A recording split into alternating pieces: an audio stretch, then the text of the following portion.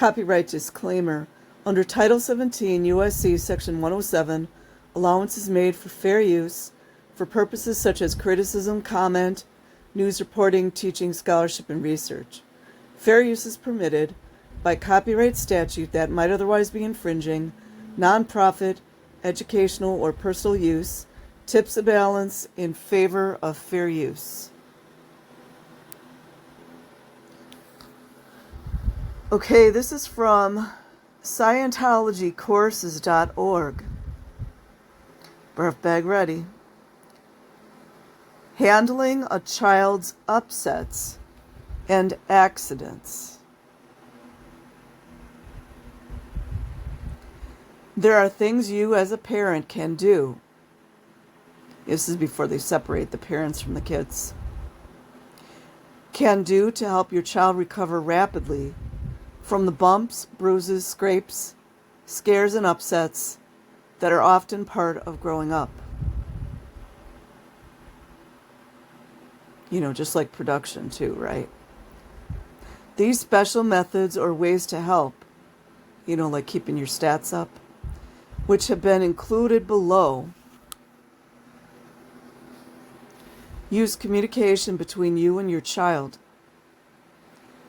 Communication is vitally important in dealing with children. As it is in any aspect of life, the actions described here are all assists. An assist is a simple action you can take with someone to help relieve a discomfort or help handle a difficulty. There are many things you can do to help a child who gets a cut or is injured by a minor fall. If the question is, if a child hurts himself, what do you do at once and what do you do later? Like, you know, parents wouldn't know what to do, right? The answer depends on what you mean by at once. Be quiet. If you really mean at once, immediately, the answer is to be quiet. When a child hurts himself, stop talking. Try not to say to everyone around you, shh, shh, shh, or stop talking, or keep quiet. You should just be quiet. If other people are talking around the injured child, also that's third person, always watch that when people talk about children or dogs like they're objects. You would sometimes just move them away, you know, the child. But don't do much talking while doing that. You can help a child most by saying nothing. It may take a short while to train yourself not to speak when the child is hurt. You know, like, so basically when a child's crying, just, you know, don't do anything. But it is not difficult to form this habit. Silence does not lessen affection. That, you know what, just hit me. It's so sad. It's so sad. It's so sad. So being quiet is the first thing you should do, because making a lot of noise and rushing around or talking around an injured child can hurt his chances of recovery.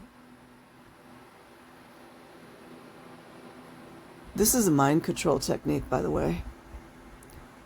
Therefore, do not talk to or make noises around a child who has just been hurt. This is instilling to the child that the child can't ask you for help. You see that? Work quietly to help the child by giving any needed first aid for the injury. Mimicry. Another thing you could do to help the child, you know, like, bothers me the way that he talked about children. Another thing you could do to help the child, you know, your child, is to try a little mimicry.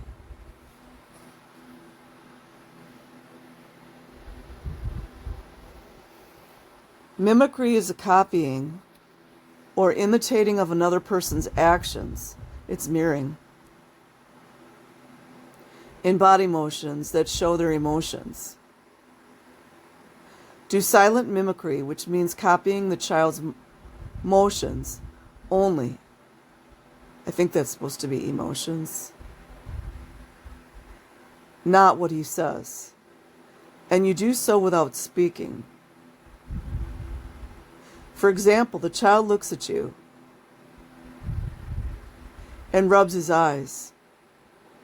So you look at him and rub your eyes. Imagine like people think that this is okay to do. Imagine this. He gets the idea that you are there and in communication with him, and he will come right out of the upset. The upset just simply means that the baby or the child is crying. That's what that means. It's also, by changing the language, you see, I believe this is some type of mind control program. I'm not going to go too deep, Charlie Igloo Alpha, but by changing how it's worded makes it not like less charge, like less emotional charge. So it would be normally, so I'm going to read the last sentence again. He gets the idea that you are there and in communication with him, and he will come right out of the upset. It would normally be he will stop crying. You see what they did there?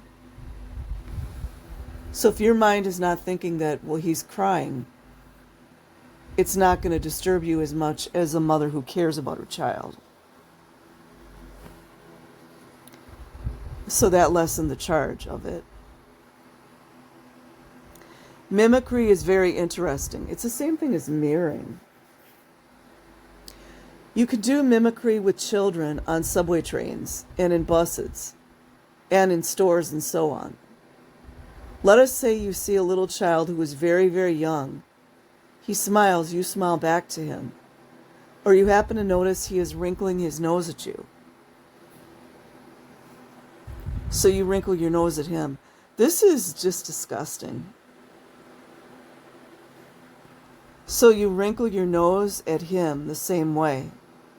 He becomes very interested because he sees that you have a communication going with him.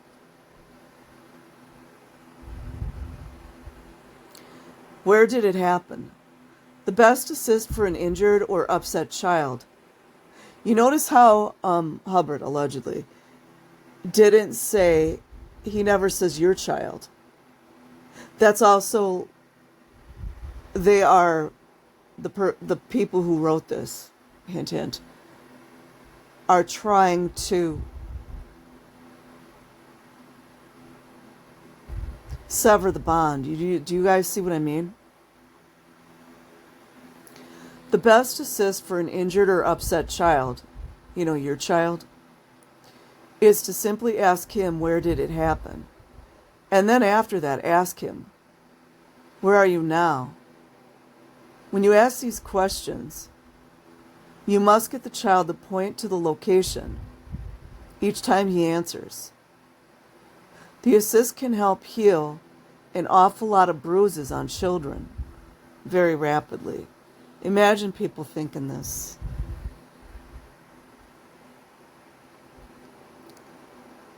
Said from somebody, allegedly, who didn't spend very much time with his own children, that I can deduce so far.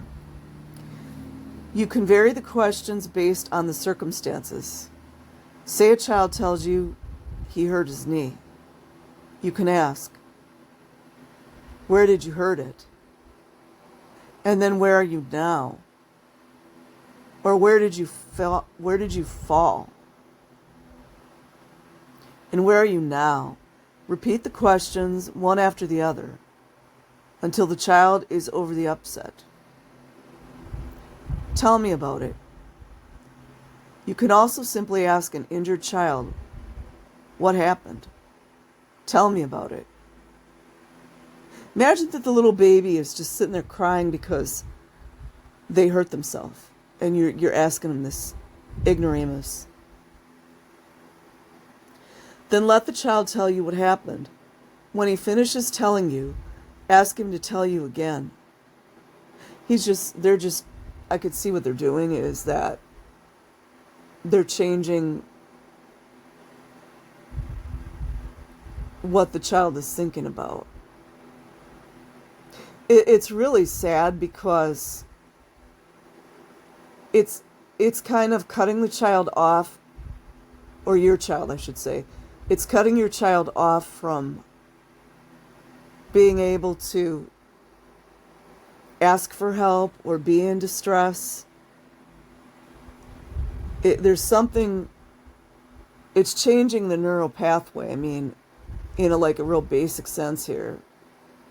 It's pretty awful. And we're all supposed to believe that LRH he had that kind of intelligence, please. You could take the child through it several times until he laughs or is cheerful about it. Notice how he always talks about the child, like the child is an object. You see that? Locational assist. One of the easiest assists to give is a locational assist. A locational assist is done by redirecting a person's attention off the painful area of his body or his upset and out onto the area around him. Just changing focus. That's all you're doing. Say you wanted to give an assist to a child who had difficulty that he could not locate or describe. Also, I want to bring up, in reading this is really general. This is a general phrase. This would apply to any Scientologist, you see?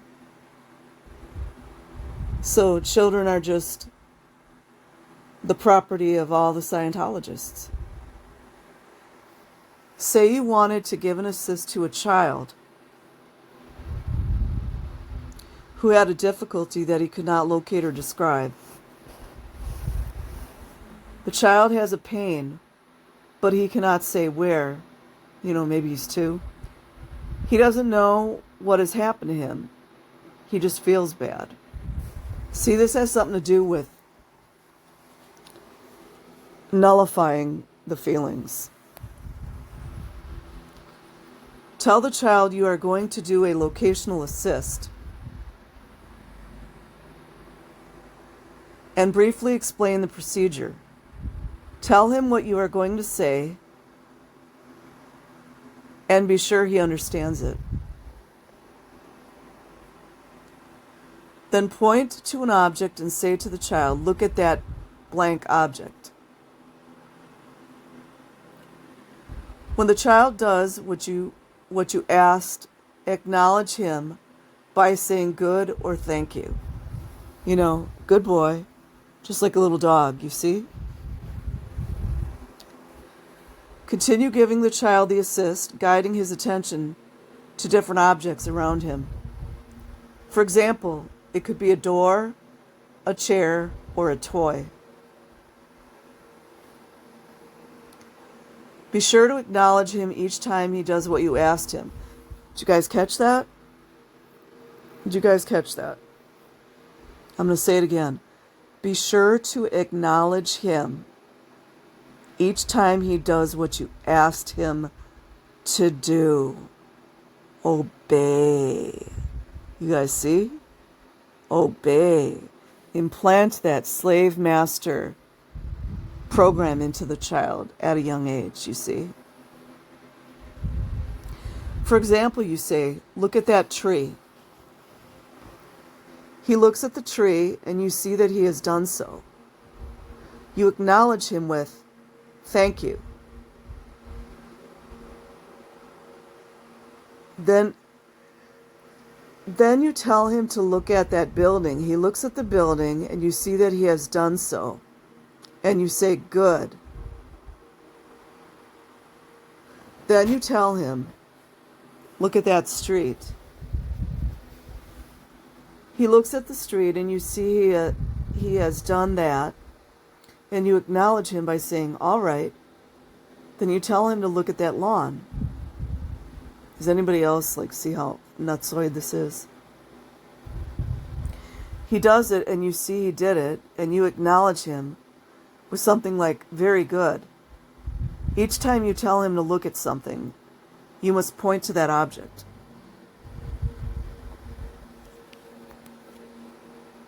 Keep this up until the child's pain lessens and he is more alert. When that happens, you can end the assist. Tell the child, end of assist. A locational assist is very easy to give. It can be done when a child has specific injuries, or when he is ill, or if he has something that is making him feel ill or painful that he cannot easily describe to you. Doing a locational assist can help a child considerably. He just pulls this all out of thin air. All out of thin air. Notice there was no mention of love or affection or give your child a hug, none of that. Directional assist. A directional assist is also very good for children. In this assist, the child points and indicates a direction. To do this assist, the child must be at least 2.5 years old. You ask the question, where is, and name some familiar object, such as the table, and then where is the chair, and where is mama, and so on. Doing this assist on a child is very workable. Notice too the things that LRH allegedly him. What he says are suggestions. The suggestions are implanting into people's minds. You can also do this assist as part of teaching language to a child.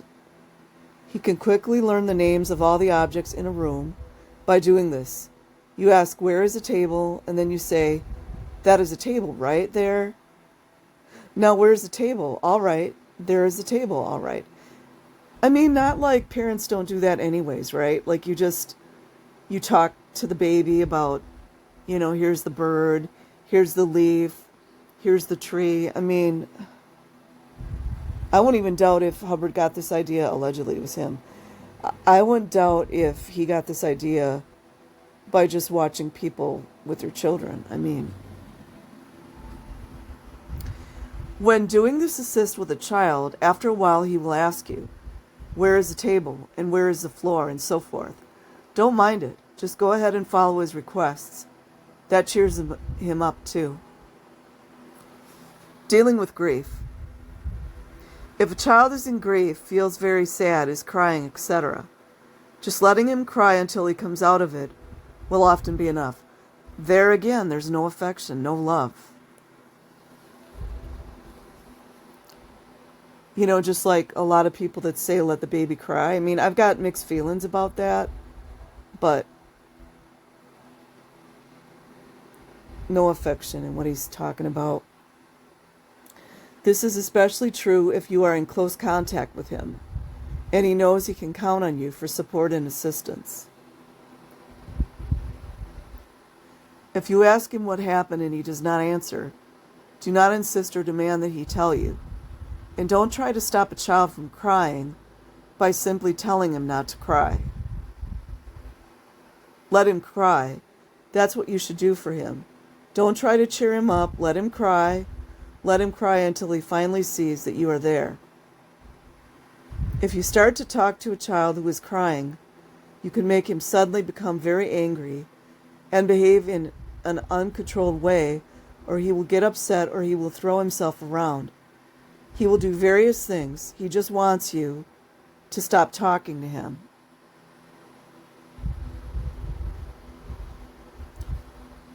To my knowledge, LRH didn't have any type of education in child development. He is crying because he has lost something. There is something lost there, one way or the other, and now you, with your questions, are trying to get something from him. You want him to say something. When he is feeling bad and crying because he lost something, he knows better than to say something to you, because he thinks he's just going to lose more. So if you force communication on him, he may get upset. But if you use good, gentle communication to make him aware of the fact that he is not entirely out of people to talk to, you create a balance. He sees that you are there talking to him and that you don't really expect him to have the answer. This just is really nuts. If you do this very gently and do not say much, he will simply become aware of you. He will, all of a sudden, stop crying, and he will relax because he has recognized that you are there. Another thing you could do is take a little toy or something of this sort and put it in his hand. You can give him almost anything. He will reject it at first. Why is he rejecting it? For him, it is not there, that's all. He is afraid you are going to talk to him. But all of a sudden, he will take what you put in his hands and say, "Oh, well, this is fine." This doesn't sound like just words of an insane person. He might become a little antagonistic when you give him something. Did you ever buy your child an ice cream cone? You saw him crying and you handed him an ice cream cone. He sobbed a little bit more, and he was perhaps maybe a little bit antagonistic. Then he pretended he was not readily interested in the ice cream. And finally, as he came through it, there he was eating the ice cream and looking around and feeling fine. Something else that you can do to help a child is to attract his attention by doing what he is doing. For example, a little child is lying on the floor, feeling very sad and crying, and won't answer you. You can lie down on the floor and start crying too. Imagine how insane this looks. Mocking the child, that's what it seems like to me. Sometimes you can simply lie down on the floor in the same position that the child is in, and the child will feel more comfortable. It may sound odd, but you just lie down and the child stops crying. The child feels better because you are there and just starts talking to you. But if that doesn't work, you could start crying too.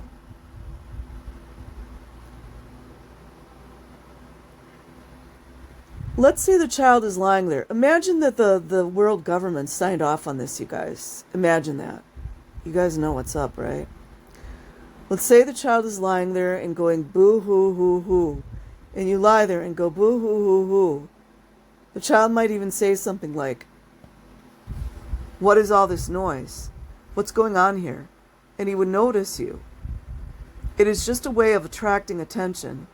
When you get the child's attention focused a little bit on some part of the area around him, that is the first entering step of communication. As another example, a child may be feeling bad. He might feel as if he has very heavy boots and has just been walking all over him. I mean, listen to that. The child is feeling horrible and he goes sniff, sniff, so you make the same sniff, sniff sounds. If you do this, the child will look at you and look away again.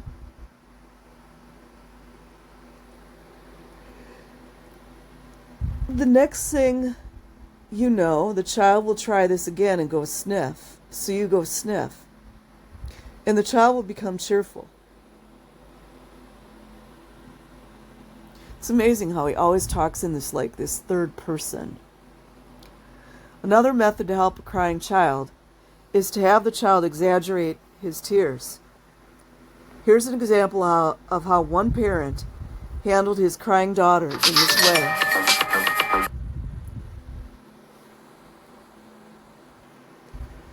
She came in crying because she wanted something.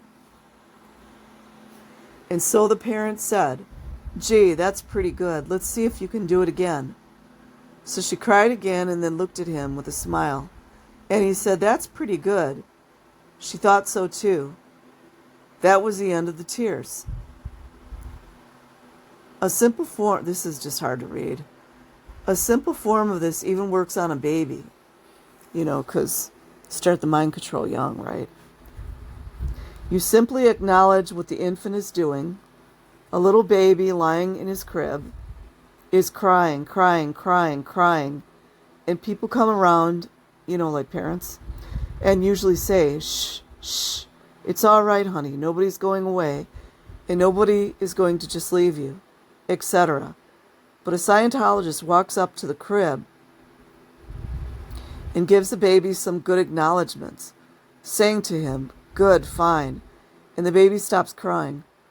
What does he stop? Because in so many words, the Scientologist said, "I heard you crying. I know what you are doing. You are lying there crying." It is the acknowledgement that worked. Letting someone know you heard them. Not like maybe you might want to help the baby or something, Maybe the baby needs a clean diaper, or maybe he's got gas, or maybe he's hungry. Oh, so happy to see summary. As an amusing example of acknowledging a small child for what he is doing, there was once this little baby who was lying in his crib and he was crying, crying, crying, crying, crying. A Scientologist got alongside the crib and said, "Hello." Then he said, "Lie in your crib, thank you. Lie in your crib, thank you. Lie in your crib." That's what the baby was doing. So he heaved a tremendous sigh of relief and stopped crying. It's pretty simple. The Scientologist gave him something to do that he could really do with success. Can't help but think of all the nurseries in Scientology, right, you guys? The ones where children were watching the babies? Yeah, those nurseries. I believe it's still going on.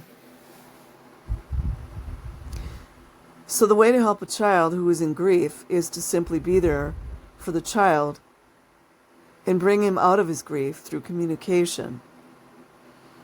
If you can get him into the communication, he will come out of his upsets. He'll stop crying. The main points in dealing with a child's upsets or injuries are these. 1, say nothing and make no sound around an injured child. I believe right there, that's a mind control technique to start to sever the bond between the child and the parent. 2, let the child cry it out if that seems to be enough. And again, that's going to solidify what I was just saying. 3, give the child assists to help him recover rapidly from the injury or upset.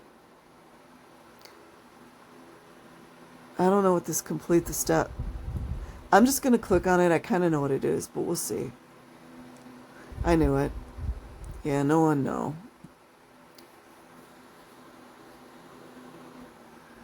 So I will leave a link in the description box. Like and subscribe if you choose.